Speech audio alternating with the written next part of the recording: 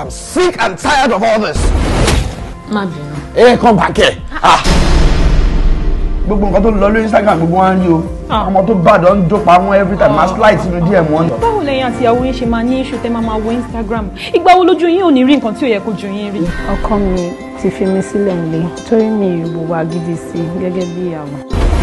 Àjọkẹ́ ni màá fẹ́ and there is nothing anybody, I repeat, anybody can do about it. Bẹ̀rù dání ọkọ. Torílẹ̀ tó wá sọ kalẹ̀ soft work ni.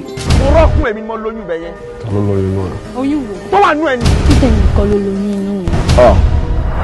Ọláyẹmí, ìwọ náà dẹ̀ kọ́ ló lóyún inú mi. Ta ló wá lóyún?